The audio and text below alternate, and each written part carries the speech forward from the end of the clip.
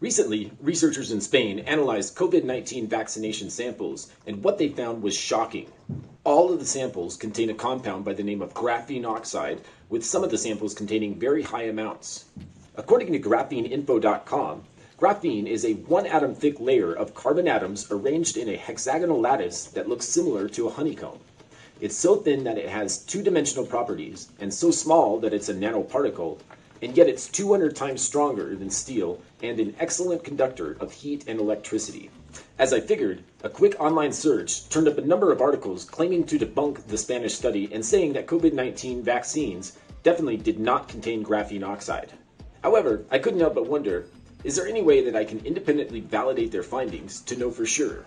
Back at grapheneinfo.com, who are very much industrial proponents of the material, I found an article entitled, "Graphene Oxide Gives Boost to New Intranasal Flu Vaccine."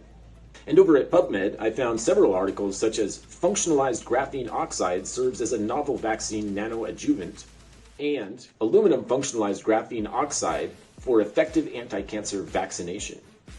That sounds like a fair amount of evidence that graphene oxide has been researched extensively to be included in vaccines, but is there any evidence that it's included in the COVID-19 vaccines? To help answer that, I wanted to know for sure if this compound is magnetic once inside organisms, like the researchers claimed. I found an article at ScienceDirect.com titled "Magnetic Properties of Graphite Oxide and Reduced Graphene Oxide."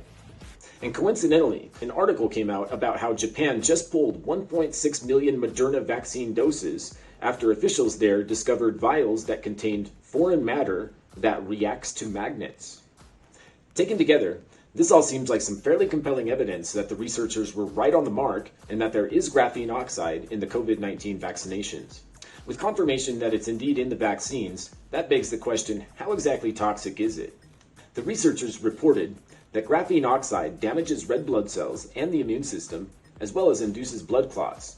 So let's see if those claims check out. The first research article at PubMed we're looking at is "The Effects of Graphene Oxide Nanoparticles on Immune System Biomarkers." In that one, they note the graphene oxide nanoparticles were cytotoxic to blood cell cultures, and that they modulate immune system biomarkers and may pose a health risk to individuals exposed to them. The second article I found, entitled "Graphene Oxide Touches Blood," went into depth a little bit further, where it quotes, "Even though graphene oxide is made with the same atoms as our organs, tissues, and cells, its bidimensional nature causes unique interactions with blood proteins and biological membranes and can lead to severe effects like thrombogenicity and immune cell activation." A third article titled "Coating Graphene Oxide with Lipid Bilayers" mentions how graphene oxide also interacts with red blood cells and causes hemolysis, which is the destruction of red blood cells. And lastly, we see that when zebrafish were subjected to graphene oxide, all fish displayed neurotoxic effects. So there's definitely evidence that graphene oxide is magnetic, potentially neurotoxic, and can cause things like blood clots, cell damage, and autoimmune issues. But wait, didn't the researchers also mention that a particular supplement might work very well against the negative effects of graphene oxide? They recommend a supplement called NAC, which very effectively helps your cells to produce something called glutathione, which is the body's master antioxidant and detoxifier.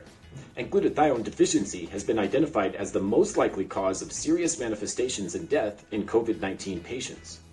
In this study, they quote, "We demonstrated that intravenous NAC administration promotes lysis of arterial thrombi," and that is dissolution of blood clots, "that are resistant to conventional approaches."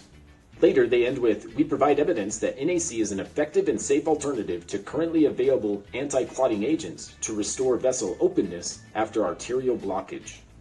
And to take it just a little bit further, another study noted that NAC could reduce graphene oxide at room temperature. So what do you think? Is NAC the answer to graphene oxide exposure? Let me know in the comments below, and I'll see you in the next video.